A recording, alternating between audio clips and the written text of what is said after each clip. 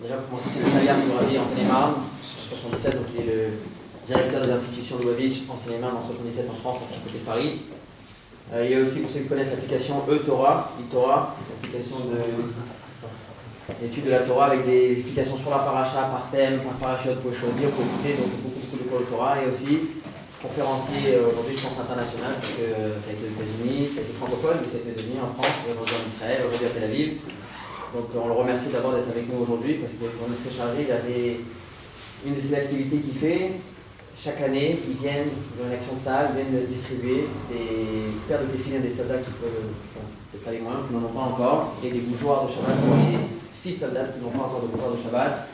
Donc aujourd'hui, il y en a eu, je pense, 150, 180 soldats qui ont été réunis ensemble. On leur a donné des filets, des bougeoirs avec un livre de fritat. On leur a dit que le fritat, c'est ce qui protège. On leur a dit de les mettre dans la voiture. Et donc, on a réussi à l'attraper en fin de journée pour avoir un cours sur la sikha et ensuite une préparation rituelle. En tout cas, bonsoir à tous. Bonsoir à toutes, merci d'être venus. C'est vrai que venir à un cours de Torah, c'est toujours important. Venir à un cours de Torah dimanche soir, certainement, c'est doublement important. Je ne sais pas comment les gens ils regardent. Ici, dimanche, c'est un jour de travail. Les gens, certainement, ils ont l'habitude, on se lève dimanche. C'est pas comme les Français à Paris, que dimanche, c'est un jour, on va au bois de Vincennes, on promène les enfants, pas forcément venir à un cours. Mais c'est toujours intéressant, et surtout qu'on est à quelques jours importants, quelques dates importantes. Tout d'abord, nous sommes cette semaine, Yudjvat, on va en parler après, si vous voulez, 70 ans de la Nessio du Rabbi. Ce matin, comme il a dit mon cher ami, Rav Israël, j'étais avec Magav et Mishmar Agvul, Tzahal. On avait une grande délégation, il y avait 180 soldats et soldates, avec les dirigeants de Magav, d'Arom, Tzafon, des gens de Yerushalayim. Et on parlait sur le fait que cette semaine, il y a exactement 36 ans, le Rabbi a lancé la campagne de Mezuzot, Mifta Mezuzot. Mifta Mezuzot, ça s'est passé cette semaine en 1974, première fois. La campagne de Tfilin, c'est depuis la guerre des 6 jours, 1967. Donc on a raconté justement que le Rav Mordechai Firon, qui était le Ramatkal de Tzahal, le commandant en chef de Tzahal, a rencontré le Rabbi à plusieurs reprises. Et une des reprises, le Rabbi lui a demandé pourquoi tu ne te soucies pas de faire en sorte que dans chaque mivneh, dans chaque bâtiment de Tzahal, il y avait à l'époque des dizaines de milliers, ils aient au moins des mezuzot kshirot. Il a dit pourquoi pas, il a pris ça à cœur. Rabbi a dit pourquoi pas aussi les tefillin. C'est connu qu'après la guerre des 6 jours, Rabbi avait à ce moment-là pris sur lui que chaque soldat qui prendra sur lui de mettre les tefillin, Rabbi lui offrait une paire de tefillin gratuite. C'était à l'époque. Le Ramatkal, Chaim Barlev, donc on pas mal avec les soldats. C'est vrai que c'est quelque chose que Baruch Hashem a fait ça depuis 15 ans. C'est incroyable de voir le nombre de soldats qu'ils n'en ont pas, le nombre de soldats qui ne savent pas ce que c'est, le nombre de soldats qu'ils avancent et qu'ils veulent mettre, et tout ça c'est grâce au Rabbi, comme on dit. On ne peut pas s'imaginer qu'est-ce que le monde aurait eu l'air si aujourd'hui on n'aurait pas eu un discours qui est très intéressant. C'est très très court. Rav Israël m'a dit quand même qu'on a affaire avec un public très érudit, on a besoin d'avoir les sources. Mais sauf que la ville a prononcé en 1967 sur le Chumash, qui est un Chumash très riche. C'est un Chumash quand même qu'on peut parler des heures et des heures sans fin sur chaque mot et chaque paracha. La paracha qu'on a lue hier, c'est une paracha qui est très longue en histoire.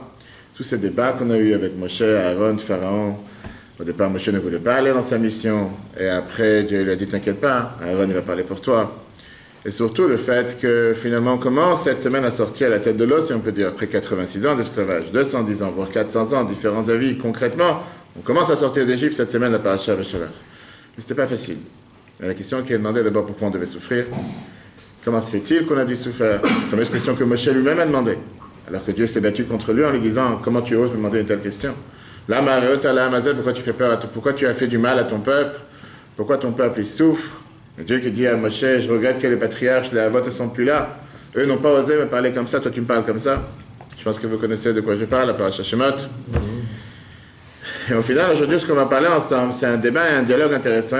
Je vais dire, Madame Castro m'avait dit, qui suit les cours sur l'application Torah comme des centaines de personnes chaque semaine. J'ai pas l'habitude de parler seul. Je ne sais pas comment vous avez l'habitude des shiurim ici, mais je ne vais pas parler tout seul, on va parler tous ensemble. On va échanger tous ensemble, mais c'est le plus important. Je donne un shiur justement chez le frère de Rav Israël tous les mois, on va travailler des étudiants dans le 5e pour les étudiantes, encore la semaine dernière. C'est important de participer et c'est un débat que je posais à chacun d'entre vous ici. La question, pourquoi on va s'arrêter sur cette sikha, ce discours intéressant mais qu'on va développer ensemble. Pourquoi je devrais m'inquiéter pour un autre juif? Pourquoi je devrais me soucier pour un autre juif? Qu'est-ce que j'en ai à faire que mon ami ou mon voisin de palier ne fait pas ce qu'il faut faire? Qui dit que moi je dois m'occuper de lui? Il a eu une mauvaise éducation. Il n'a pas eu d'éducation juive. Personne n'a éduqué. Peu importe, pour mille et une raisons pourquoi il ne fait pas ce qu'il faut faire. Comme on dit en hébreu, Yahi lo hachalo. Lui et son monde, lui et son monde futur, lui et son monde présent. C'est pas à moi de me soucier pour lui. J'ai soulevé cette question tout à l'heure aussi quand on était avec Magav. Pourquoi un Français doit venir donner des tefilines et des mezuzot à... Laisse tomber, il y a assez de juifs en Israël. Quelqu'un il veut, un soldat il a pas assez de tefilines. Je suis pas ton père, je suis pas ta mère, c'est pas moi qui t'a créé. Ton père t'a pas donné de tefilines. Comme on dit, tant pis pour toi. Je suis pas... Pourquoi on devrait se soucier de quelqu'un d'autre? La question elle est, est-ce que j'ai pas plus le devoir d'investir dans moi-même? Ou peut-être j'ai aussi un devoir, mais à ce moment-là parfois c'est contre-productif, de mettre du temps pour quelqu'un d'autre. Quand on dit mettre du temps pour quelqu'un d'autre, c'est dans tous les niveaux. Aller voir un malade, aller voir un prisonnier. Là, je ne sais pas comment sont ici les normes. Est-ce qu'on peut entrer en France? C'est très dur, quelqu'un qui n'est pas aumônier officiel, de pouvoir entrer en prison. Je sais quand j'étais à la Yeshiva ici en Israël, j'allais visiter les prisons, même si je n'étais pas aumônier officiel. On avait des autorisations provisoires. En France, ça n'existait pas. Ou juste aller voir un patient à l'hôpital, ou même voir un voisin de palier ou un magasin juste. Pourquoi je m'inquiéterais pour le bien-être, je parle maintenant spirituel, on parle aussi matériel, d'un autre juif? Ou même un non-juif. On avait des non-juifs avec nous aussi aujourd'hui. On disait que j'ai des non-juifs qui viennent de France parce qu'ils adorent ce qu'on fait pour les soldats, etc. Et pourquoi s'inquiéter pour quelqu'un d'autre? J'ai un devoir de m'inquiéter pour quelqu'un d'autre. Johan. Tu t'appelles Johan. Donne-moi la réponse. Je ne parle pas de tout ça ce soir. On va débattre ensemble. C'est un raisonnement de goy, ça. Non, parce que je n'ai pas à m'occuper. On est tous un. Un raisonnement de goy? Ouais, Pourquoi vous dites c'est un raisonnement de goy? Mais d'abord, je demande à Johan, mais c'est pas grave. On va vous donner la parole aux jeunes d'abord. Allez-y. Non, c'est bon. Non, il me semble, je sais pas. Pourquoi ça serait un raisonnement de goy? Moi, je suis pas assez fort. On a vécu en France, c'est un peu ça. De quoi? Chacun dans son... Chacun pour soi. Ouais, pour soi. Et Dieu pour tous. Des goy, hein, pas des juifs, des goy. Ok. Donc vous dites c'est un raisonnement de goy, un juif n'a pas le droit de penser comme ça. C'est-à-dire que pour vous, tous les juifs se soucient d'un autre juif. Se soucient de l'autre. Tous les juifs. Il devrait. Ah, il devrait. D'accord, ça c'est ce que vous dites. Qu'est-ce que tu dis? Je tutoie. À partir du moment où on a tous cette Neshama qui vient de Dieu et qui est la même et qui est reliée, au final s'occuper de ma Neshama ou c'est d'un autre, ça revient un peu pro même. Parce que le but c'est le... Donc toi tu dis que c'est tout à fait normal, c'est ce qui devrait être, et tu vois pas pourquoi ce serait différent. Ça c'est dans la théorie ou dans la pratique? C'est dans la théorie. Non mais on parle dans la pratique. On n'est pas dans la télévision en train de parler politiquement correct, parlons clair. Dans la pratique de tous les jours, je vois un juge qui ne fait pas ce qu'il faut faire. On est ici à Tel Aviv, j'étais ici il y a quelques mois, j'ai fait une formation Magen David Adom, j'avais dit à Israël, je vais raconter la petite histoire pourquoi, parce que j'étais au Betrabad, en Seine-et-Marne, à Ponto-Combo, on a fait une bar mitzvah d'un enfant de Vol-Pénil, pour celui qui connaît la Seine-et-Marne, un enfant monoparental, il n'a pas connu son père depuis sa naissance, il avait beaucoup de problèmes, je ne savais pas qu'il avait des problèmes de santé, et en plein bar mitzvah, on était 25-30 personnes, et en plein en train de lire la Torah, ou il était en train de faire la tefila, il était à côté de moi, et tout d'un coup je sens qu'il s'appuie sur moi. Je dis bon, peut-être il est... Et je vois qu'il n'est plus là, donc je l'ai rattrapé. Non, c'est vrai que j'ai fait une formation MADA il y a 10 ans. En 10 ans, on a fait beaucoup d'autres choses. Je n'ai pas forcément pensé quoi, comment. Il n'était plus là. Il était presque mort, vivant, debout. Il était un glaçon, congelé. La mère qui a vu ce qui se passe à la fenêtre a commencé à crier « Mon fils est mort, mon fils est mort !» Vous savez que les stress des femmes, je ne critique pas, mais des fois, c'est plus difficile à tresser leur stress que tresser l'enfant qui est totalement plus là.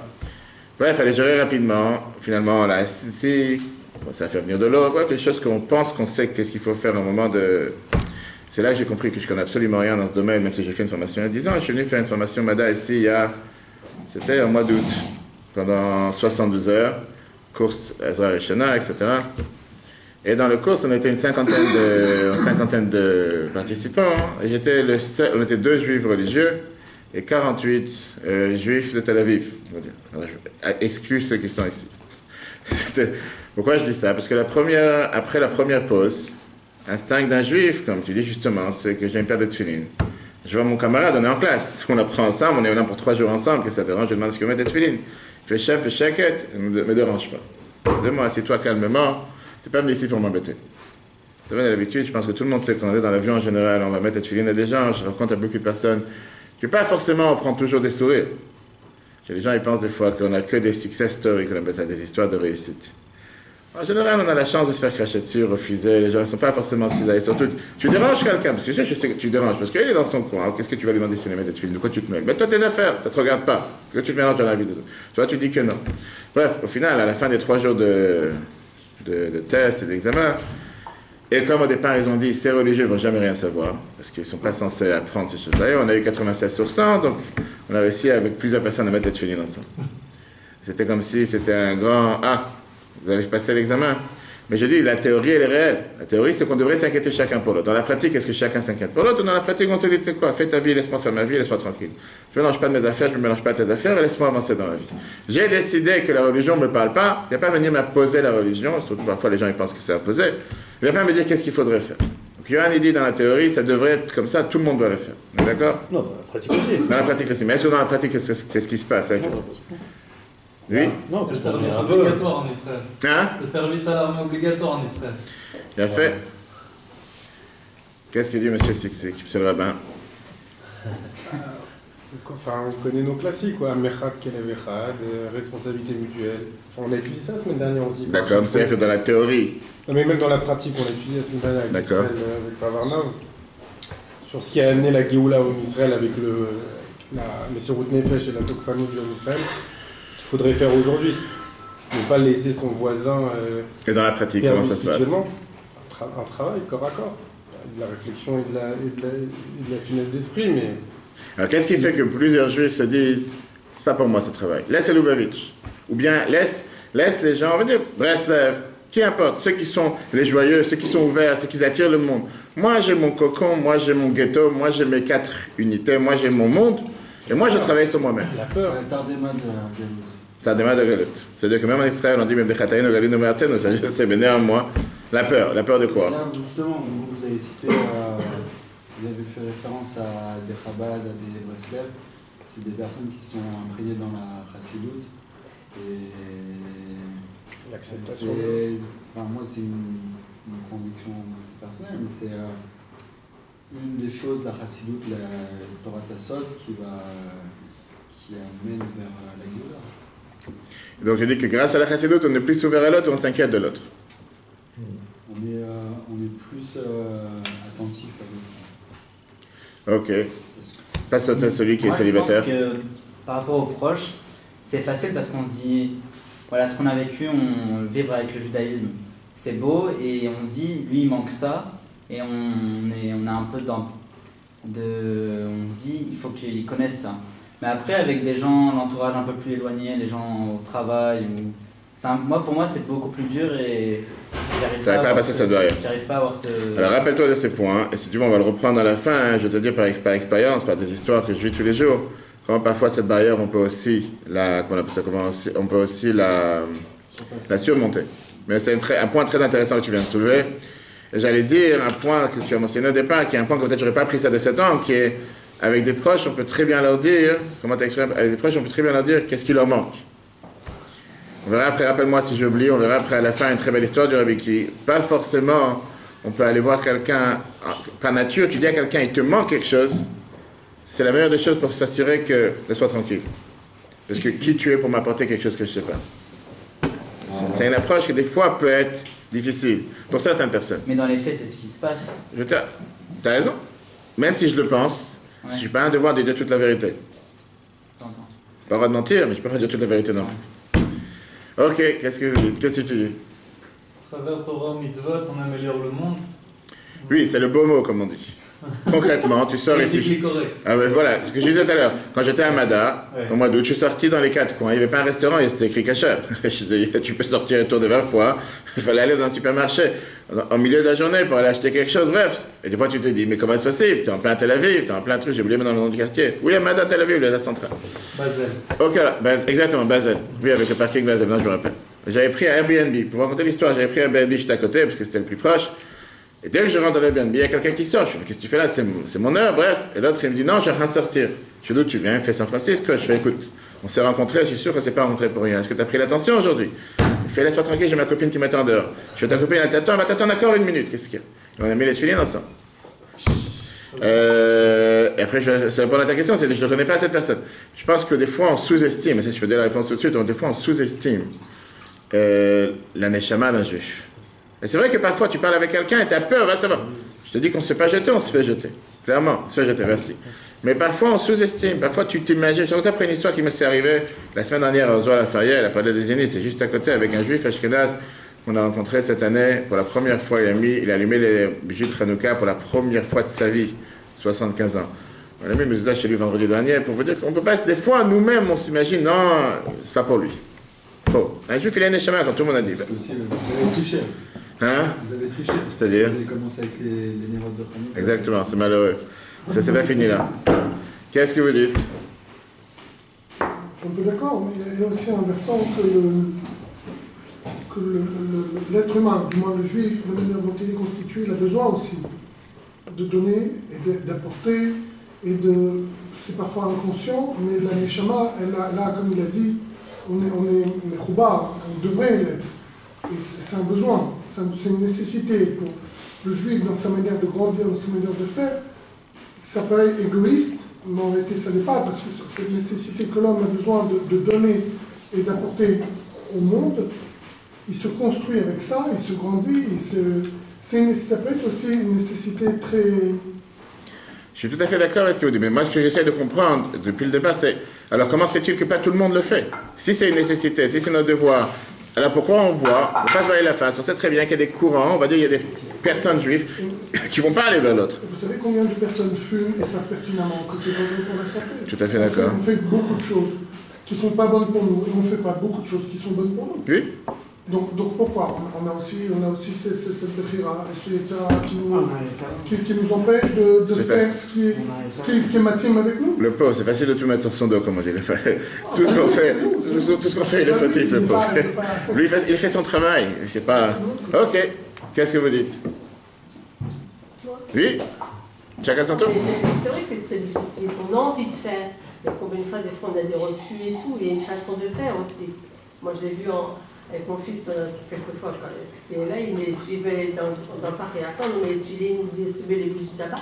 Il y a des gens, c'est que quand bougies de sabbat, on leur dit c'est gratuit, mais on a l'impression qu'on les a hérités, que c'est. Ça leur a fait du mal. Ah oui, c'est. Qu'on leur a réveillé leur neshama. Ah oui, c'est incroyable. Ils ont peur qu'il y ait des explosifs à l'intérieur. Non, c'est le mec que je leur mets dans la main, ils ne veulent pas, ça brûle. Qu'est-ce qu'il faut faire quand il est comme ça? On va y arriver. Il faut assister? Non, surtout pas. L'obécor. C'est justement la lettre que j'ai lue tout à l'heure. La lettre de la Yechidout que Rabbi a parlé avant de Refiron, le Ramatkal de Tzal, que je racontais aux soldats tout à l'heure. Que Rabbi a dit, je te demande d'impliquer pour mettre les mezuzot et de faire entrer les arachim, les valeurs et les moussagim de judaïsme dans les bases de Tzal, mais à une condition, ne pas le faire avec force. Le faire avec joie et le faire avec amour. En forçant, ça ne marchera jamais. Si on peut parler de la politique, nous sommes dans un très bas. Ce que certains essaient de faire ici en Israël avec les valeurs du judaïsme par force, ça ne marchera pas. Pas faire par force. Mais ça on verra après. Ok, comment tu t'appelles? Je tutoie. Benjamin. Cohen. Et original de où? Originaire de où? De Tel Aviv. Non, à Lyon. À Lyon, c'est d'accord. Et là, Tel Aviv. Parce qu'on a fait le tour de table tout à l'heure. Donc qu'est-ce qu'il disait? Tu as écouté la question commandée, c'est pourquoi je devrais m'inquiéter pour un autre juif? Pourquoi je devrais me soucier pour un autre juif? Qu'est-ce que j'en ai à faire? Fais ta vie, laisse-moi faire ma vie, mets-toi tes affaires comme on dit. Pourquoi je devrais me mêler de quelqu'un d'autre? Tu vois là, il a voulu montrer l'exemple, comment il se soucie. Comment il se soucie de quelqu'un d'autre.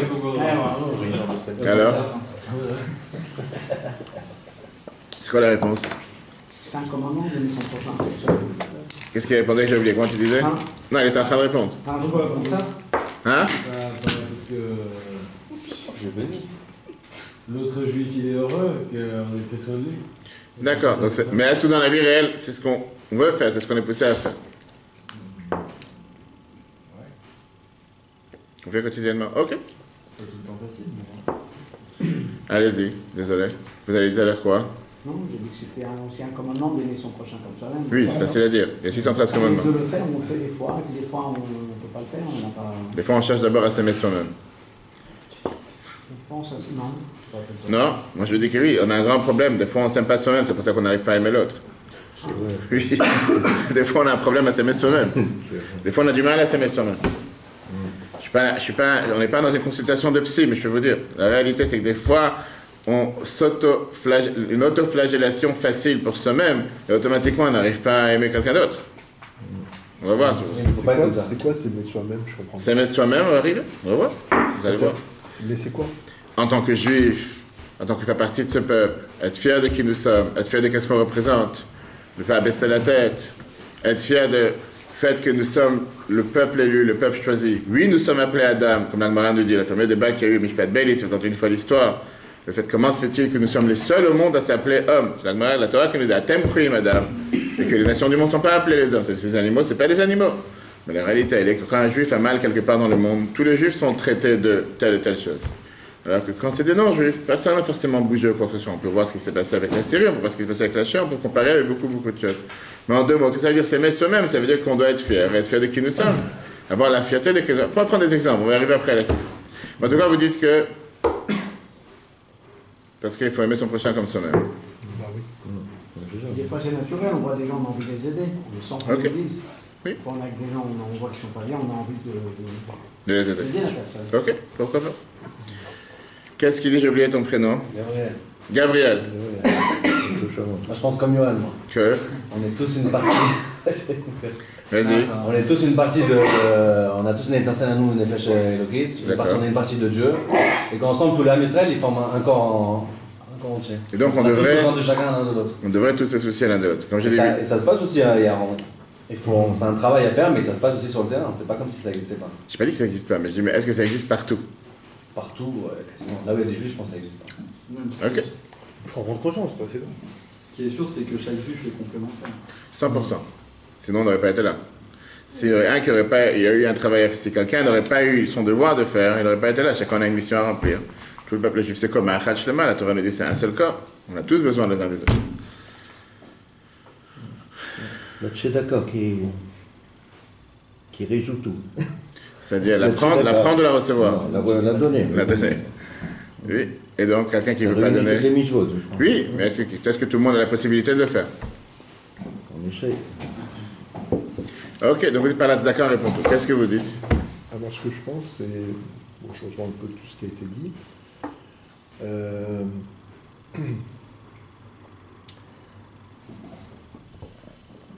C'est que tout à chacun, tout juif est attaché à Dieu. 100%, alors? Voilà, donc il est attaché à Dieu. Le truc, c'est que, est-ce que maintenant ça se manifeste ou ça ne se manifeste pas? Voilà, donc, alors maintenant, c'est vis-à-vis du prochain.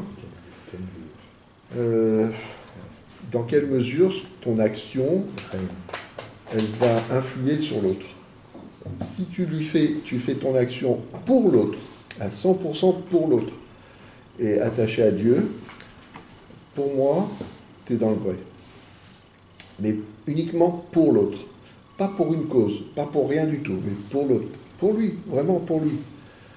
Et là, tu es dans le vrai. Tu ne peux pas te tromper. Qui te refuse ou qui ne te refuse pas, peu importe. Tu es dans le vrai. Parce que, même si à un moment il te répond non, tu sais que tu as eu un impact quand même, et tu sais que peut-être après il te dira oui, et qu'il faut laisser faire le temps, et voilà, c'est tout. Et des fois, faut, comme on dit, c'est quand lui va ressentir que les choses elles se font d'une certaine façon à sa convenance, à lui. Encore une fois, c'est pour lui, donc à sa convenance à lui. À ce moment-là, tu vas te cibler et tu vas faire, et il va comprendre tout de suite. Il va comprendre les choses. Ah, c'est tout. Ok, donc puisque tout a été dit, on a fini le cours. Hein? Avec grand plaisir. Chers amis, on va commencer à l'intérieur. Vous allez voir, on va voir la réponse à l'intérieur. Vous allez voir comment le Rabbi parle. C'est avec un dialogue de sourds, apparemment. Un dialogue de sourds qui s'est passé entre Pharaon, Paro et Moshe et Aaron. Regardons la première page, je traduis chaque mot. S'il y a des questions, s'il y a des sujets que vous voulez interrompre au milieu, n'hésitez pas. Mais là, je ne sais pas comment vous avez l'habitude. Vous avez l'habitude qu'on lit chaque mot traduit, on lit en oral, comme vous voulez. Chaque phrase on traduit? Ouais. Ok, mais là, on a passé d'après le langage du verset. Là, on reprend la paracha Shemot qu'on a commencé il y a quelques semaines. Yom, Melech Mitzrayim, leur a dit le roi d'Égypte, Lama, Moshe et Aaron, tafriu et ta'am ima'asav. Pourquoi vous, Moshe et Aaron, vous allez interrompre, vous allez empêcher le peuple de ses actions? Le chou lesivotechem. Allez faire ce que vous avez à faire et laissez-moi tranquille. Ça, c'était la demande de Pharaon. Qu'est-ce qu'il a demandé? Medaïkim Chazal, le Midrash Rabbah, et Rashi nous ramène ça sur le verset. Ainsi que le Midrash Tanchuma. Chachamim nous disent, Pharaon mishtamesh bimilim, bidvara, pardon. Pharaon, il utilise dans ses mots, avec ses paroles, les mots, lechou lesivlotechem. Allez faire ce que vous avez à faire. Mashmaout, lesivlotechem. Qu'est-ce que ça veut dire? Allez faire ce que vous avez à faire. Avodatchem apratit shel Moshe et Aaron. Allez faire ce que vous avez à faire, vous, Moshe et Aaron. Que l'Omar, ça veut dire. Lo le ma'asav, lo le sivlotav. Il ne parle pas ici des actions et des souffrances du peuple juif. Kfi she'amar miyad bepasuk shel Achaken, comme on parle de ça dans le verset qui suit. Shemashmaotam avodat aparer shel kol bnei Israël, qui voudrait dire les travaux forcés de tout le peuple juif. En deux mots, Pharaon n'est pas en train de dire à Moshe et Aaron, allez servir, allez être des esclaves comme tout le peuple juif. C'est pas ça qu'il est en train de dire.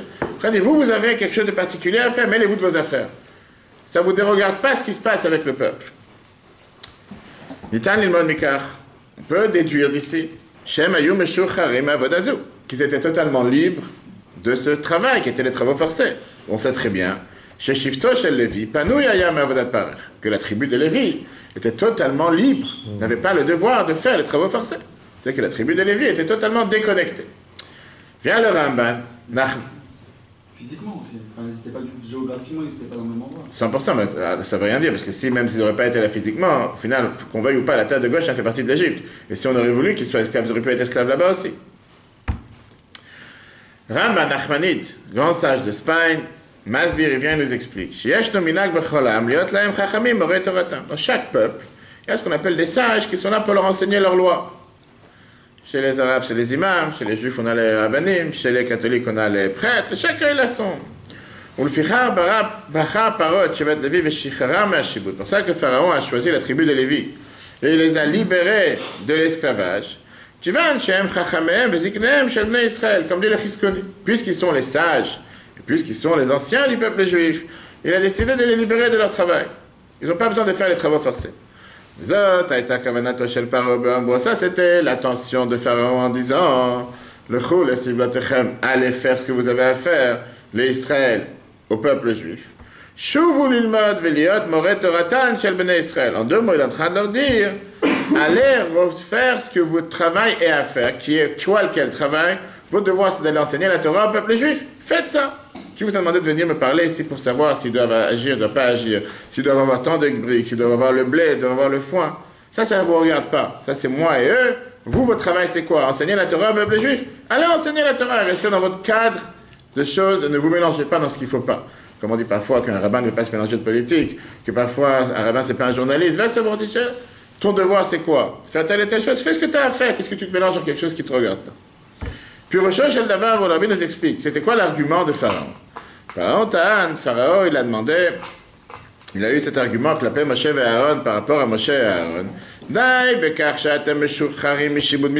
Ça suffit le fait que vous êtes libre de l'esclavage d'Égypte. Vous pouvez apprendre la Torah vous-même. Vous avez cette chance de pouvoir apprendre, que les autres n'ont pas, parce que vous êtes libre. En deux mots, vous êtes déjà à la RSA, vous êtes déjà au chômage, vous êtes déjà à la retraite. Pas seulement que vous pouvez apprendre, mais vous pouvez aussi apprendre avec des autres du peuple juif. Pourquoi vous vous mélangez dans la vie de tous?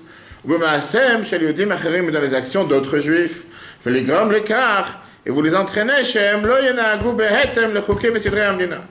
et vous les entraînez que eux ils ne vont pas se comporter comme les lois du pays. De quoi tu te mêles? Ça suffit largement le fait que de temps en temps vous leur donnez un cours de Torah. Certainement c'était le vendredi soir ou Shabbat. Je ne sais pas quand est-ce qu'ils apprenaient la Torah en Égypte. La Torah n'était pas encore donnée entre nous. C'était bien sûr Moshe et Aaron qui parlaient au peuple juif. Pharaon leur dit de quoi tu vous mêlez? Vous avez un devoir, faites votre devoir. Ne me dérangez pas ici avec ce que le peuple juif doit faire ou ne doit pas faire. Ce n'est pas à vous de se soucier s'ils ont des travaux forcés. S'ils n'ont pas les travaux forcés, ça ne vous regarde pas. Maintenant, si on avance quelques semaines, après la paracha Yitro, on va voir comment Moshe est celui qui se soucie même pour le pain du peuple juif, même pour la viande du peuple juif, même pour les sushis du peuple juif. Ils se sont plaints. Le Torah nous raconte qu'ils se sont plaints qu'ils n'avaient pas de concombre gratuit. Ils se rappellent Zachanu et Adaga, Sharachanu b'Mitzrayim Prinam. On se rappelle qu'en Égypte, on avait les poissons gratuits, les concombres gratuits. Si vous faites un ensemble, ça fait les sushis qu'ils mangeaient en Égypte. Ça, c'est un peuple juif. C'est pas à manger japonais, c'est à manger juif que commandait depuis le départ. Mais néanmoins, des carpaccios, ça, c'est ce qu'ils se sont plaints. Mais on voit que Moshe n'a pas seulement donné la Torah, il s'est soucié aussi du matériel de chaque juif, il a donné à manger à chacun. Là, Pharaon a dit de quoi tu te mêles? Reste à ta place, tu as le devoir de donner un cours, donne le cours, merci, au revoir, laisse-les faire ce qu'ils doivent faire, viens pas te mélanger. Jusqu'à là, c'est clair? Ça, c'était l'argument que Pharaon il s'est plaint à Moshe et Aaron. Question? Allez-y, clair? On avance. Nehemar bezohar, c'est écrit dans le Zohar. Il ne faut pas sous-estimer Pharaon. Pharaon, ce n'était pas un idiot. La sagesse qu'il y avait en Égypte, c'était une sagesse énorme. On dit que l'Égypte, à l'époque, c'était les superpowers. C'était comme l'Amérique, c'était la première puissance mondiale. C'était des gens très intelligents. En plus de ça, il y a Paro Atzmo Chacham Gadol. Le Zohar, page 52b, te dit clairement que Pharaon n'était pas un idiot. Pharaon était très intelligent. Donc l'argument de Pharaon, c'était un argument qui était totalement acceptable sur n'importe quel être humain sur terre. Pourquoi? Le Fiateva, d'après la nature, le peuple juif ne pouvait pas se libérer d'Égypte tout seul. Pourquoi? C'est écrit que Mamar Raza, les Chachamim nous disent clairement dans le Mechil Tanayitro,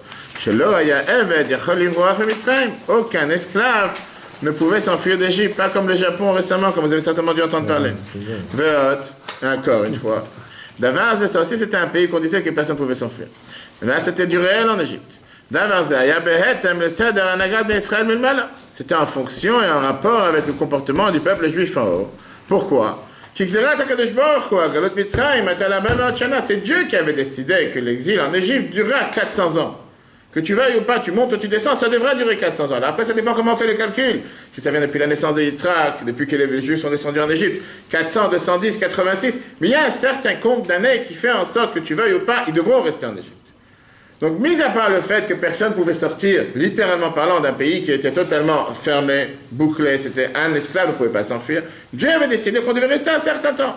Pharaon va le prendre ici pour un grand tzaddik, qui dit à Moshe et à Aaron, excusez-moi, chers amis, votre Dieu a décidé que vous devez rester ici chez moi encore quelques années, de quoi tu te mêles? Allez, faites ce que vous avez à faire, laissez ces peuples ici, ils n'ont pas encore fini leur quota d'années de travail pour pouvoir être libérés. Et apparemment, comme l'habitude dit, c'est un tzaddik, c'est un injuste. Fait qu'artan paro. Donc ça, c'est l'argument de Paro. Pourquoi vous voulez changer la nature?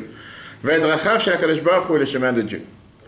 Ça, le Rabbi te ramène en bas, si vous regardez dans le 13, c'est le même argument qui s'écrit dans la Gemara Baba Batra, page 10a.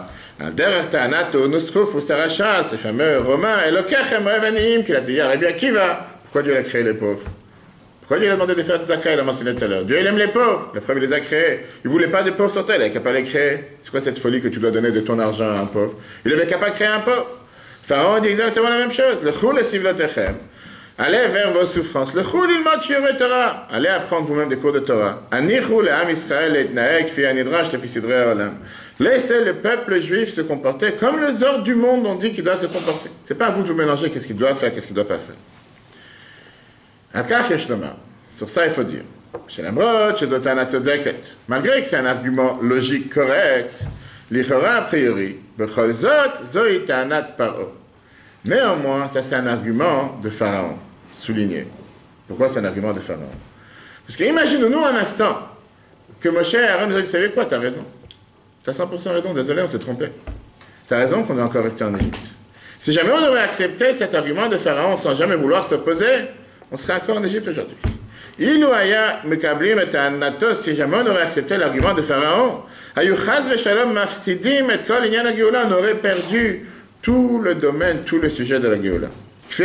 Comme c'est écrit, pour revoir sur l'application E-Torah, le cours de la semaine dernière qu'on a donné sur comment se fait-il, d'ailleurs c'était le travail des étudiants justement, dans le 5e, comment se fait-il que d'un côté on nous dit que la Géoula elle était Bechipazon, qu'elle était rapide, qu'on devait se sauver, qu'on devait s'enfuir, et que de l'autre côté, on te dit qu'on est sorti Bechozekia, avec la main forte.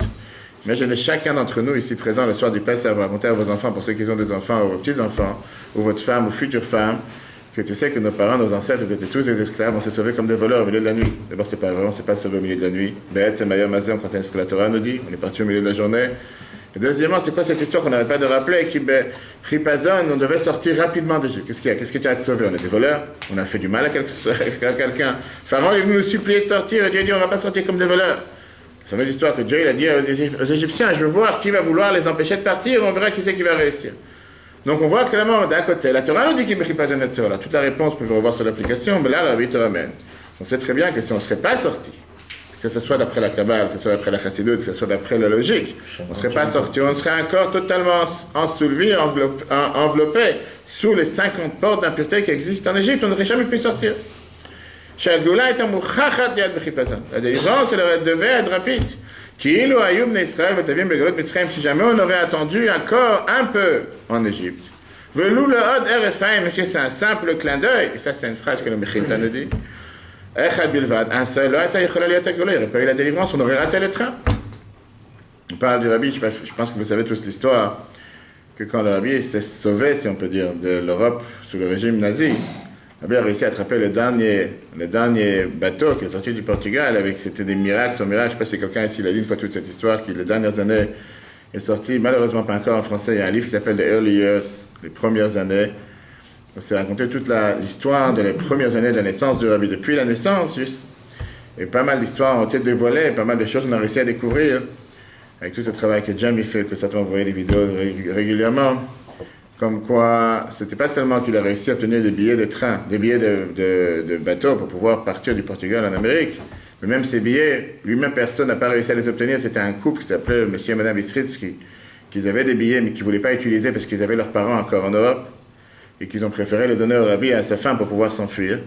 Et que grâce à ça, le rabbi et sa femme, ils se sont enfuis. Et malheureusement, ils sont restés, ils ont été tués par les nazis en Europe.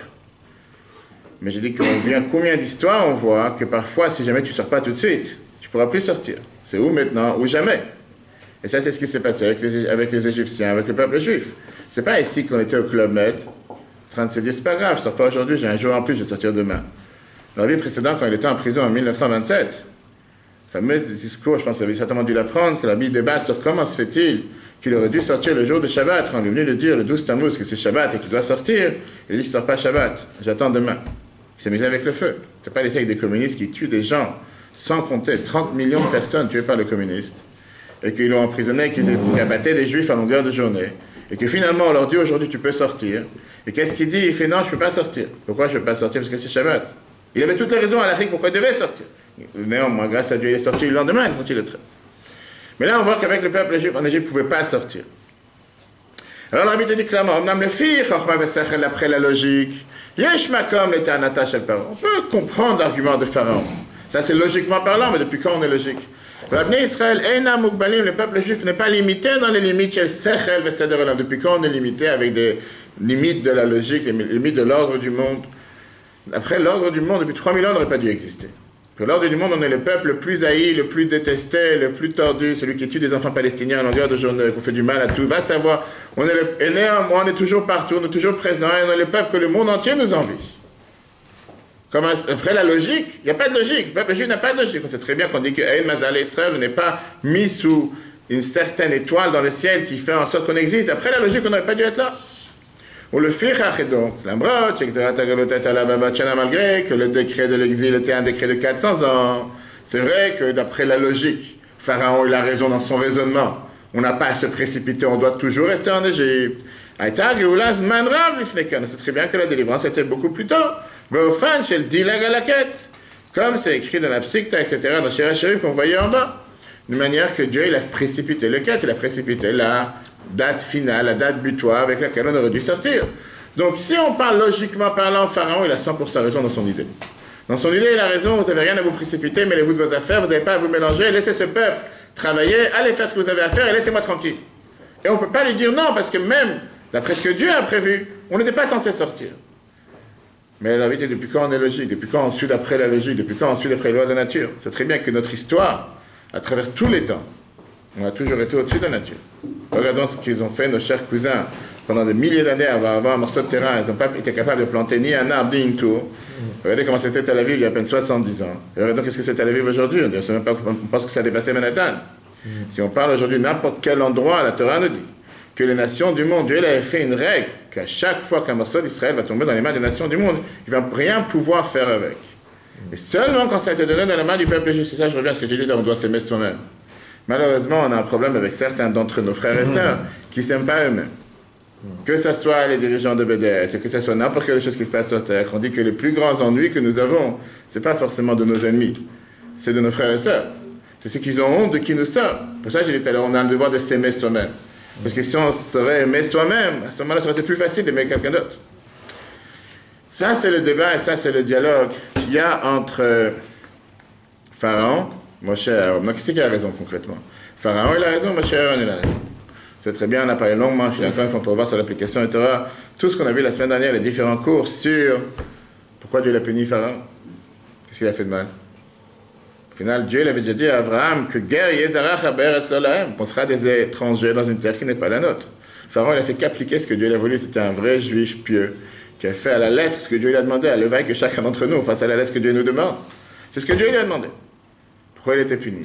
Alors, on parle dans les détails, s'il avait le libre arbitre, pas le libre arbitre, est-ce qu'il devait être si méchant que ça ou pas si méchant que ça. Mais au final, là, il vient le même argument. Il vient et dit, tu sais quoi? Moi, je suis parlé avec Dieu, j'ai envoyé un email hier soir.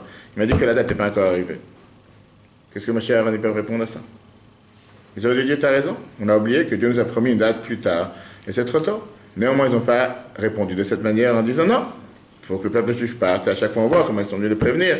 1 semaine de plaie, 3 semaines d'avertissement, jusqu'à ce que finalement, on est sorti. Ça, c'est le débat entre eux. Maintenant, on va rentrer dans l'enseignement majeur que ça a pour chacun d'entre nous. Comme je dis, ce n'est pas par hasard qu'on apprend ça aujourd'hui, parce que nous sommes dans cette semaine, qui est la semaine de Yud Shuat. Alors pourquoi Hachem n'a pas fait, puisque c'était urgent, c'était le moment, Hachem n'a pas fait une Makkah, et ils sortent à ce moment-là? Très très bonne question. Mais si vous voulez qu'on refasse ce qu'on a appris la semaine dernière, j'ai aucun problème. Excusez-moi. Mais je vais vous répondre je vais répondre en quelques instants. Après, si vous voulez, je donne le cours qui est sur l'application Torah pour vous réécouter. Merci. La réponse, elle est très simple. On sait très bien que Dieu, il aurait pu le faire sortir en un seul instant en donnant à Makat Bechorot la mort des premiers-nés depuis le départ. Elle aurait fini toute l'histoire. Il n'avait pas besoin de passer par les 10 plaies. Et comme la Torah nous dit que le but des 10 plaies n'était pas pour les Égyptiens, mais était plus pour les Juifs.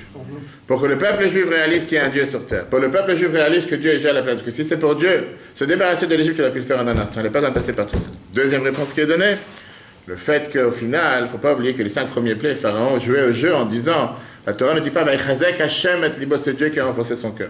C'est lui qui a renforcé son cœur. Et Dieu, il a dit, tu as voulu jouer avec le feu les 5 premières, moi je vais jouer avec toi les 5 dernières. Mida, Kenegan, Mida, etc. Il y a pas mal d'explications qui sont là-dessus. S'il y a une mitzvah de faire sortir à ce moment-là pour Hachem, pourquoi attendre? Est-ce que Dieu n'enlève pas les livres? 100% raison, mais est-ce que Dieu enlève les livres arbitres? Dieu n'enlève pas les livres arbitres de qui que ce soit, ni de nous, ni de Pharaon.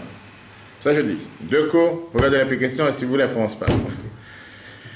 Oran, il met quel est l'enseignement qu'on apprend de tout ça? Regardez ça. Un juif n'a pas le droit de penser. Ani le maître Torah, moi j'apprends la Torah. Vani et nafshi et tzalti, moi j'ai sauvé mon âme. En 2 mots, je pense, mais j'ai déjà appris, j'ai mon Daf Yomi, j'ai mon Rambam, j'ai mon Chumash, j'ai mon Shulchan Aruch. Je remplis ma journée comme il faut. Même parfois, j'enseigne la Torah à des autres juifs. Pourquoi ça devrait me déranger tellement comment un autre juif se comporte? S'il accomplit des mitzvot, s'il n'accomplit pas des mitzvot, que Dieu nous en préserve. Il met ses forces pour Dieu, sanctifie ses forces pour Dieu, que Dieu nous en préserve, les pharaons, les Inyanim, Gashmim, où il donne ses forces pour les choses matérielles. Alors, je vais vous sauter la parenthèse, je vais vous la dire en oral. Ça ne veut pas dire qu'un juif n'a pas le droit d'affaire avec le matériel. 100% on a le droit d'avoir affaire avec le matériel. On a le droit de travailler, il faut travailler. La Torah ne dit pas qu'il faut rester sans rien faire. La Torah ne tient pas du fait qu'on doit être des assistés comme les Français. On ne parle pas des Français ici. La Torah est contre le système d'assistanat. La Torah, elle tient qu'Adam, la Malulad, un homme a été créé pour travailler, qu'on doit travailler dur 6 jours pour se reposer le 7e. Mishetarar, Be'erev Shabbat, Yuchal Shabbat, c'est ce que la Gemara n'a pas de nous dire. Seulement celui qui s'est fatigué vendredi peut manger Shabbat. Il n'y a pas une fois que la Torah nous dit de faire Shabbat, sans dire avant, 6 jours tu travailleras. C'est pas l'inverse. 6 jours tu te reposeras, le 7e tu travailleras. Mais il y a des gens qui ont pris ça à l'inverse. En tout cas, la Torah elle veut qu'on travaille. Donc le Rabbi te dit clairement, c'est pas contre le matériel. Le matériel en soi, mais sans la force divine qui est à l'intérieur, c'est quand on construit des tours de Pitameram, c'est ce qui sert absolument à rien. Ces tours qu'on a construits en Égypte, ils n'avaient aucun but. Après la parenthèse, la date, il faut quand même savoir, chez Zoyash Kafato, chez le Paro Melech Mitzrayim, ça c'était la vision des choses de Pharaon, le roi d'Égypte. Shamar, le Chul Sivatechem, il a dit exactement le même argument. Ça suffit qu'apprendre la Torah. Pourquoi ça te dérange tellement? Comment se comporte un autre juif? Mais ça c'est pas la manière comme un juif doit se comporter. Pourquoi? Le fichach lo kiblo Moshe et Aaron et Tanat Paro, c'est pour ça que Moshe et Aaron n'ont pas été d'accord avec l'argument de Pharaon. Parce qu'un juif, quand on voit un feu qui brûle, que Dieu nous en préserve dans la maison d'un autre juif. Personne n'a commencé à faire un calcul. Il m'a lave la saute machou, est-ce que je dois faire quelque chose que de la minaesh pour sauver l'autre du feu. Non assistanat à personne en danger, ça n'a pas été inventé par le Code civil français. Non assistanat à personne en danger, c'est quelque chose qui existe dans la Torah. Tu ne peux pas rester sans rien faire. Tu vois quelqu'un qui veut se jeter d'un pont, tu dois tout faire pour l'empêcher. Pourquoi tu te mêles? Mets-toi tes affaires. Ça te dérange? Avance. Qui t'a demandé de faire quelque chose. Rappelons-nous que dans la même paracha Shemot, 80 ans d'histoire de la vie de Moshe, on n'en parle même pas. On ne sait même pas qui était ce Moshe. Un simple Égyptien avec un nom égyptien qui est sorti de je ne sais pas où. Mais les 3 seules histoires que la Torah décide de nous raconter sur la vie de Moshe, c'est 3 fois dans lesquelles il a décidé d'agir au lieu de rester quelqu'un qui était un spectateur. Il voit un juif se faire frapper par un non-juif. Il tue le non-juif. Je n'ai pas dit ce qu'il faut faire aujourd'hui. Mais ça, c'est Moshe, il a fait. Il voit un juif se faire frapper par un autre juif. Il se mélange, et l'autre juif dit, qui t'a mis pour un patron, sans nous pour te mélanger, mets-toi tes affaires. Et la 3e fois, il voit ce buisson ardent en train de brûler, qui ne s'est pas consumé. Et la Torah nous rajoute tout un verset. Vous pouvez écouter un discours de Rabbi magnifique dessus, Rabbi, comme un verset entier rajouté à Suranaver, et je vais me tourner et voir Madoua la hiver asne. Pourquoi le buisson ne brûle pas? De quoi tu te mêles? Ça te dérange? Tu as fait quelque chose de buisson. Prends une photo, puis aujourd'hui, mets une photo, tu mets sur Facebook, tu avances, j'ai vu quelque chose de bizarre, et tu avances. Qu'est-ce que tu te déranges? Moshe est celui qui ne peut pas supporter qu'il y a quelque chose qui se passe et qui n'agit pas. Mais la Torah, bizarrement, elle ne raconte pas l'histoire du charbon, elle ne raconte pas toutes les histoires qu'on connaît sur Moshe en tant qu'enfant de la Torah. C'est le Midrash qui raconte. La Torah te raconte ces 3 seules histoires pour te dire que qui était ce leader du peuple juif, qui était celui que Dieu a nommé pour aller sauver un autre juif, qu'à chaque fois qu'il voit quelque chose qui se passe devant lui, il ne reste pas sans agir. Ça l'interpelle et il bouge. Pas il se dit je vais prendre une photo et j'avance. Comme aujourd'hui, on peut voir des gens qui se battent dans la rue, tout le monde avec des portables en train de voir ce qui se passe. Comme j'ai dit tout à l'heure l'histoire de la Bar Mitzvah, que l'enfant est en train de s'évanouir, tout le monde est avec des portables. Je dis, mais qu'est-ce que vous faites avec des portables? Venez m'aider. Alors, je sais la norme, ça c'est la première instinct humain, c'est qu'on prend quelque chose. Fais quelque chose, peut-être ça s'appelle faire quelque chose. Viens la Rabbi te dit la chose suivante, quand tu vois un feu qui brûle chez un autre juif, tu n'as pas le droit de faire un calcul en disant, il m'alave la sot mache ou que de la file à est-ce que je dois faire quoi que ce soit pour sauver l'autre du feu? Au l'archa, vous pensez, comment moi je pourrais, et pourquoi moi je dois me mélanger dans les choses de l'autre. On a la chance qu'ici en Israël, c'est le premier pays au monde où la majorité des attentats ou la majorité des problèmes sont arrêtés grâce à des civils. Des civils. C'est pas la police, c'est pas l'armée, c'est des civils qui ont fait en sorte qu'ils portent secours, qui sont là pour aider des autres personnes qui sont avec un problème, que ce soit de santé, crise cardiaque, danger, le premier pays au monde. C'est pas quelque chose qui est... si c'est pas quelque chose avec quoi on peut être fier, ça c'est la force de notre peuple. Mais c'est aussi la force du fait qu'ici, presque chaque civil est formé, à minima, que ce soit dans les écoles, que ce soit dans l'armée, que ce soit quoi que ce soit. De venir pouvoir prendre en considération, pas seulement en considération, d'agir pour autrui, sans même se poser la question. Alors c'est vrai qu'aujourd'hui on ne fait plus les bouche à bouche, c'est vrai qu'aujourd'hui on a arrêté de faire beaucoup de choses parce qu'on ne sait pas quelle maladie quelqu'un peut avoir en plus avec le coronavirus, va savoir qu'est-ce qu'on peut attraper. Mais aujourd'hui on va se dire, on va agir, quoi qu'il arrive, on va bouger. Et c'est aujourd'hui, la police israélienne vous dit clairement que la majorité des attaques, etc., sont arrêtées juste par des civils. C'est sûr, après, il y a l'armée et la police qui se mélangent, mais au départ, c'est les civils qui agissent.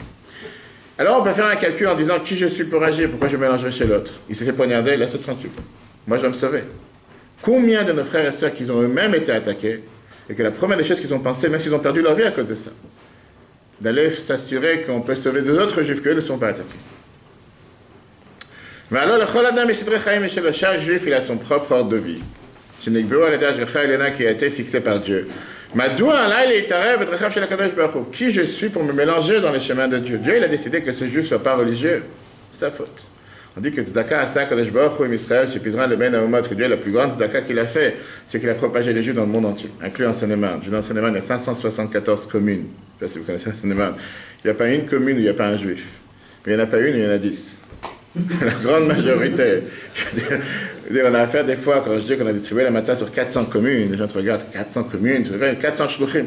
Tu n'as une famille ou 2 familles par une commune. Quand je dis une commune, c'est une commune où la mairie elle est ouverte une fois par semaine, dans un demi-chambre, d'un pavillon, de 1h à 2h d'après-midi.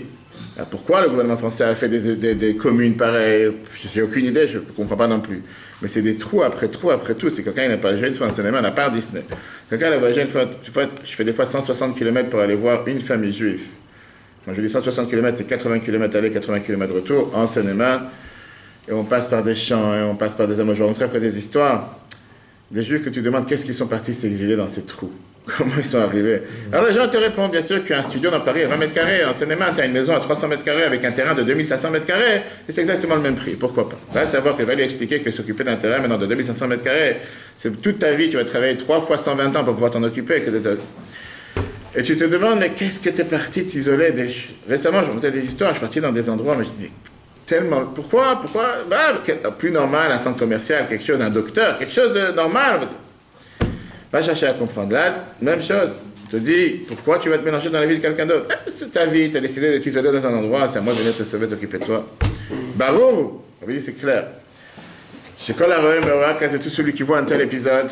Le Yaror, Shakla Betaya, ne va jamais faire un tel calcul. Il peut le tav, Behetem, le Shitazo, Acheret, s'il doit agir comme il faut ou pas agir, d'après cet avis ou cet avis. Alors, Yaroutz Miyad. Ça vient d'où alors?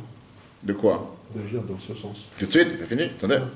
Et la Yaroutz Miyad, il va tout de suite courir que de la Atil et Tazulat pour aller sauver l'autre. L'instinct humain, quelqu'un l'a dit tout à l'heure, Dieu il a fait en sorte que l'humain, par nature, il est sociable. Contrairement aux animaux. Il n'y a pas une autre créature sur Terre qui est tellement dépendant que l'humain. Prenez un animal, si quelqu'un travaille avec des animaux ici, il y en a beaucoup en Seine-et-Marne, même sur 2 pieds. Combien Dieu il a fait en sorte qu'un animal, la seconde après qu'il est né, il commence à marcher. Vous avez déjà vu une fois un animal, alors c'est vrai qu'aujourd'hui on a tous ceux qui travaillent avec les animaux, les éleveurs, etc., qui vont aider les vaches, et n'importe qui sait à donner naissance, mais en règle générale, n'importe quel animal qui est né, 2 secondes après il marche. Le placenta se vide tout seul, le cordon il se coupe tout seul. Pas besoin d'humain, pas besoin d'avoir l'intervention humaine. Prenez un humain, depuis la première seconde qu'il est né, il est dépendant. Ni il peut naître tout seul, ni il peut couper le cordon tout seul, tout est dépendant. Dieu il a fait en sorte que l'humain, par définition, qu'on veuille ou pas, on est sociable. On dépend des autres. Et le fait qu'on dépend des autres, ça fait en sorte qu'on ne peut pas être égoïste, on ne peut pas penser qu'à soi-même. Alors oui, c'est très à la mode de dire aujourd'hui, je me marie avec telle et telle personne, je n'ai pas envie d'avoir d'enfant éternellement. La Torah te dit que le fait que Dieu nous a créés, par définition, on a besoin de dépendre des autres et d'agir pour les autres. On ne peut pas prendre sans donner. C'est la raison pour laquelle, quand la Torah te parle de Nathan, on parle de la Zaka, Nathan Titan, c'est le seul mot qui est lu de 2 sens. Pas seulement donner, mais aussi prendre, ça prend de 2 sens. Alors quand tu parles, maintenant, jusqu'à maintenant, on a parlé du matériel. Quand on parle des choses matérielles, comme on l'a dit tout à l'heure, s'occuper de sauver quelqu'un qui est en danger, quelqu'un qui vient de s'écrouler, crise cardiaque qui nous en préserve, défibrillateur, va savoir. Mais en plus forte raison qu'Hachem Medoubar al-Chayol Amaba, quand on parle de la vie du monde futur, le Chayol Amazagam Yachat, et le monde d'en bas aussi, on parle Torah et Mitzvot. Il n'y a pas ici d'endroit à faire un calcul. On doit agir avec tout notre possible pour sauver l'autrui de tomber dans un trou. Jusqu'à là, je ne sais pas si j'ai dépassé mon heure, on m'a dit 9h30, les gens ils vont dormir. Si on est mal à 9h15, tout le monde dort. Je ne sais pas, ici on se je ne sais pas à quelle hauteur. Si vous voulez, on peut s'arrêter. Si vous voulez, on continue comme vous voulez. Hein? Ok, je n'ai pas envie de préconer, c'est à cause de moi, vous êtes réveillés en retard demain. Ok, Rabbi, quand on termine, le Rabbi précédent, Amar, Bishma Shel Baal Shem Tov, il a dit au nom du Baal Shem Tov. Chez Chovat Avat Israël, qu'est-ce que ça veut dire faire, avoir un mot du prochain? Quelqu'un l'a mentionné tout à l'heure. Ça tombe pas seulement sur un juif qu'on connaît. On doit aimer un juif, même celui qui se trouve dans un trou au fin fond du monde. Elle ne peut pas être aimée tout court, aimée simplement. Avec des limites. Elle a mais comme toi. Que Moshe est Atzmo, Eve Adam, de la même manière que quelqu'un, il s'aime soi-même sans limite. Ça devrait être. De la même manière, on devrait aider un autre juif sans limite. Le rabbi qui était le rabbi précédent, si père, que le mari de Mezrich, élève du Baal Shem Tov, il s'est souhaité à lui-même, que Dieu fasse qu'il embrasse à Sefer Torah, avec le même amour, le Baal Shem Tov, qu'avait le Baal Shem Tov, Klapekol Yehudi face à n'importe quel juif. Voici, Veshem Magid de Mezrich, il a rajouté au nom du Magid de Mezrich, son élève, il m'a Baal Shem Tov ayodea biyoto baolam, chez le Baal Shem Tov aurait su en étant dans ce monde. Kama ou poel ou bonnet à l'aider chez Mekerev, quand il dit combien il agit et combien il construit, par ça qu'il rapproche chaque juif. Que Moshe oyodea azot hashav, comme il le sait maintenant qu'il est dans le monde futur, il aurait tout fait de manière totalement différente, ce qui veut dire totalement beaucoup mieux et encore beaucoup plus. Alors on sait que le Baal Shem Tov était celui qui nous a appris qu'est-ce que ça veut dire aimer un autre juif et qu'est-ce que ça veut dire aimer un juif simple, celui qui a fait tomber les barrières avec la chassidoute générale. comment faire en sorte qu'un juif, parce qu'il a une neshama, c'est un juif, ça s'arrête là. On n'est pas là pour juger, on n'est pas là pour cataloguer, on n'est pas là pour mettre une étiquette, on est là pour se dire un juif qui est né du mère juif, ou qui s'est converti d'après la halakha, il a le même amour envers Dieu qu'un juif qui est en train d'apprendre la Torah toute la journée sans différence. Alors qu'est-ce que ça veut dire aimer son prochain comme soi-même? Chez Keshem, chez le Gabéatzmo, de la même manière que pour soi-même, Kamocha, de la même manière que pour soi-même. Kayem le chul sivotechem, je m'inquiète à mon propre bien-être. Unimtsa, voilà, j'ai le Torah, j'ai la chance de faire partie de l'étude de la Torah, voilà, j'ai le mitzvot, d'apprendre la Torah, de faire les mitzvot. Kachaleinu la vie, le kiyum matzavde, gam et tel yudis de la Torah. J'ai le devoir de faire exactement la même chose pour un juif qui n'est pas moi-même.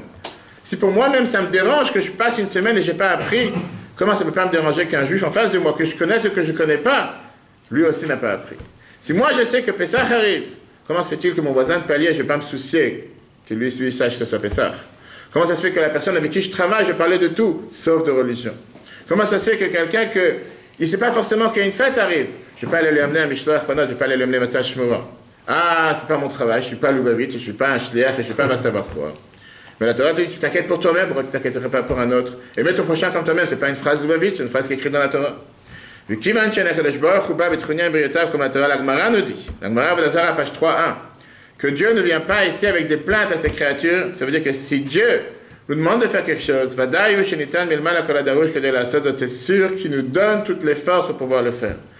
Ah, mais maintenant il y a ce qu'on appelle le X, qui veut dire, parfois on va se dire on est d'accord avec cette idée. C'est une bonne idée.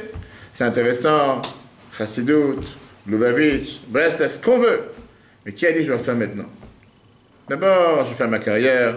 D'abord, je vais me construire moi-même. D'abord, je vais aller au collège pendant 5 ans. Je vais aller au collège pendant 10 ans. D'abord, je vais être un vrai sérieux. D'abord, je vais faire ce qu'il faut faire. Quand j'aurai 50 ans, quand je serai à la retraite, je vais commencer à m'occuper des autres. J'aurai du temps libre. Aujourd'hui, je n'ai pas de temps libre. J'ai le travail, j'ai mes cours, j'ai mes devoirs, j'ai mes shiurim. Je n'ai pas le temps de m'occuper de quelqu'un d'autre. J'ai la famille, j'ai les enfants. Quand j'aurai la retraite, je penserai à un autre juif. Et la date, il faut savoir, chez Un Nitrot et Avoda le Shavua Nosaf, on ne peut pas repousser ce travail pour une autre semaine. Yom Nosaf, un autre jour. Ou afilou le RFI, même un clin d'œil. Qui a souliot chez RFI, Machia et Misharou, Bagalot Red Shalom. Parfois, ce clin d'œil peut faire en sorte qu'on pourrait peut-être rester en exil, ou Ishtacharou, mais maintenant on va se libérer d'exil. Rappelez-moi, à la fin du cours, je vais raconter 2 histoires qui s'est passées récemment. Je vais raconter des histoires. Ça c'est un enseignement de tous ceux qui ont la chance d'être dans ce monde de la Torah, comme tous ceux qui sont ici présents. Même pour des élèves de Yeshiva, n'importe quel juif qui se trouve dans cette lumière, d'avoir cette lumière de la Torah. Quand on voit chez Matzava que la situation spirituelle chez Yehudi d'un autre juif, pas maintenant d'un autre, quelqu'un de sa communauté, mais un juif tout court, et Nenu Kediba n'est pas comme il faut, et Nenu Mouar d'ailleurs n'est pas assez éclairé. Et Adam, on n'a pas le droit de se tromper soi-même. Moi, j'ai sauvé mon âme, c'est l'essentiel. Moi, j'ai fait ce qu'il fallait faire. Laisse-moi tranquille avec ces histoires. Mais surtout au fait, chez Kol Israël, tout le peuple juif fait partie du même peuple, du même tronc, du même corps. Et là, c'est ce qu'on peut dire la phrase la plus dure. Quand un juif n'est pas comme il faut dans la Torah et les mitzvot, tous les juifs sont touchés. Moi, je ne peux pas être parfait si un autre juif il lui manque quelque chose. Moi, je ne peux pas m'asseoir à la table du Seder tranquille si je sais qu'en face de moi, ou en dessous de moi, ou au-dessus de moi, dans une tour à Tel Aviv, il y a un juif qui n'a pas la matzah de professeur. Moi, je ne peux pas faire Purim tranquillement quand je sais que celui qui est en bas de chez moi, il ne sait pas que c'est Purim ce soir. Ah, moi, je peux penser qu'est-ce que j'en ai à faire. Viens, la Torah, ça ne marche pas comme ça. Si tu crois vraiment à ce que tu dis, qu'on fait partie du même peuple, qu'on est tous le même corps, si une partie du corps est malade, malheureusement tout le corps est malade. Ça n'existe pas de dire c'est que la main, qu'est-ce qu'on en a à faire, c'est pas toi de la main, c'est pas de la main. Si la main est malade, tout le corps il a un problème. Et si quelqu'un malheureusement t'a passé à l'hôpital, c'est tout le corps, il ne peut pas dire je laisse ta main à l'hôpital, quand tu la répares, tu me la ramènes. Non, tu restes à l'hôpital, c'est tout le corps qui est à l'hôpital. Si je sais qu'il y a un autre juif qui n'est pas au courant qu'il y a une fête, ou que ce soit une mitzvah n'importe laquelle, ça veut dire que même moi ce que je fais n'est pas comme il faut. Parce que si moi j'aurais fait, ça aurait été comme il faut, j'aurais dû m'assurer que tout le corps fonctionne, pas une partie du corps. Alors comme on l'a dit tout à l'heure, qui dit que je suis capable de tout faire? Pas simplement de bouger le monde. Mais c'est ce qu'on va voir justement quand on parle du Rabbi la semaine de Yudjat. Si on peut dire une des spécialités du Rabbi, et que tout le monde l'a remarqué. Que d'un côté le Rabbi était le Manig Ador, ce qu'on dit le dirigeant du peuple juif qui gérait le monde, que ce soit les situations politiques, géopolitiques à travers le monde entier, que ce soit s'inquiéter de te parler avec le chef du Shin Bet, ou le chef du Mossad, ou le chef de n'importe quel pays du monde, et qu'au même instant, il s'inquiétait au bien-être d'une simple fille juive de 5 ans qui a demandé qu'il y a un problème, que sa mère elle a tel et tel souci, comment faire pour résoudre son problème. Et on sait qu'en règle générale, dans les peuples juifs, on a 2 grandes catégories. On a ceux qui s'inquiètent du clan Israël, ceux qui s'inquiètent des grandes communautés, de beaucoup de monde, et ceux qui s'inquiètent du Reb Israël, d'un seul juif. Le Rabbi nous a montré, pendant ces 44 ans, qu'il était présent matériellement avec nous. Et depuis qu'il nous a quittés matériellement, encore plus qu'avant, comment s'inquiéter pour un autre juif? Peu importe s'il y a 500 personnes Shabbat, comme quelqu'un m'a demandé tout à l'heure, ou s'il y a un juif qui vient Shabbat. Il n'y a pas de différence si on doit s'inquiéter pour une seule personne, qui soit le plus ou le moins religieux. Rappelez-moi, après j'ai 2 histoires à vous raconter. Ou bien que ce soit un juif qui est un grand érudit, qui a besoin. Lui, je vais m'inquiéter pour lui. C'est vrai que parfois, des gens me demandent en Seine-et-Marne combien de juifs religieux tu as. Combien de gens disent, c'est quoi ta communauté? Comme on m'a dit tout à l'heure. Et mon genre, c'est quoi ta communauté? Qu'est-ce que tu appelles la communauté? Oui, Chambré Shabbat. Il y a beaucoup de religieux qui viennent à Disney, il ne faut pas croire. Disney, les gens ils pensent que c'est fait que pour les non-religieux. Beaucoup de religieux qui viennent à Disney, qui cherchent à manger caché, cherchent à avoir une soukha. Et moi, je dis, c'est ça, c'est ce que tu appelles ma communauté, c'est pas ma communauté. C'est pas ma communauté, c'est pas Chambré Shabbat, c'est pas les gens qui font Shabbat. Mais en termes de juifs, il y a des centaines et des centaines de familles avec qui on donne le matzah, qui on visite Hanouka, avec qui on a un compte. Ça, c'est oui des juifs. Qu'est-ce que ça dit? Ma communauté, c'est seulement ceux qui font Shabbat, ceux qui ne font pas Shabbat ne sont pas des juifs. Ils sont aussi juifs. Le même Torah, Bnei Israël, c'est écrit dans la Torah sur le peuple juif. Atem nitzavim ayom kulchem ifnei Hashem elokechem, vous êtes tous devant Dieu. Rashechem shiftachem, les têtes, chefs de tribu. Mechotev et tsecha jusqu'au coupeur de bois. Atchoev memecha à plusieurs d'eau. Kachem atzivim chayelim betalucha lifnei amelech kormé des soldats en parade devant le roi. Kové aseder l'ordre est là. Sheim echad min hachayelim apshutim lo ivri karaeu et kaftor khalifato. Si jamais un soldat n'a pas fait briller son bouton de l'habit de son uniforme, merci. S'il a un trou dans son uniforme, ou s'il a un uniforme déchiré, ou s'il a un problème, c'est pas au soldat qu'on va venir se plaindre. Seulement, on ne va pas demander au soldat qu'est-ce qui se passe. C'est la Beika, on va aller voir son commandant. Pourquoi lui, il n'a pas enseigné à ses soldats, pourquoi il n'a pas enseigné à ses soldats de se comporter comme il faut devant le roi. Il faut savoir, c'est quand on est tous devant Dieu, les demandes que Dieu il a envers nous ne sont pas seulement devant les puiseurs d'eau et les coupeurs de bois. Qui c'est qui est responsable? Les têtes, les chefs des tribus. Et chacun d'entre nous ici présent, nous sommes un chef dans sa famille, un chef dans son entourage. Ils ne vont pas pouvoir se justifier, et dire qu'ils étaient occupés avec leurs propres besoins. Rappelons-nous ce qui s'est passé il y a quelques semaines. Yaakov il bénit ses enfants avant de mourir. Et qu'est-ce qui se passe? Tout le monde attendait que Rouven allait être la nouvelle star. Et Rouven a tout perdu.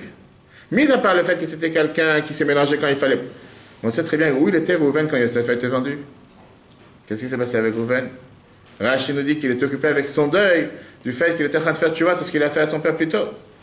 Tu vois un enfant juif qui est jeté dans un puits, tu es en train de faire tchouva, tu penses à toi-même. Et c'est pour ça qu'il n'a pas été présent au moment où il a été vendu. Yehuda, on peut le critiquer ce qu'on veut. Mais son première réflexion était ma bête, ça. Qu'est-ce que je vais gagner comme argent? C'est une tête de juif. Qu'est-ce que je vais gagner comme argent qui reste dans le puits? Moi, je veux le vendre. Mais au final, il l'a sauvé. À chaque fois quand Tamar, elle était à l'histoire de prostitution. Et que Yehuda, il pensait qu'il fallait la tuer. Quand Yehuda, il s'est rendu compte que c'était de sa faute. Tzad kamimen. Première remarque, il a dit, c'est de ma faute à moi.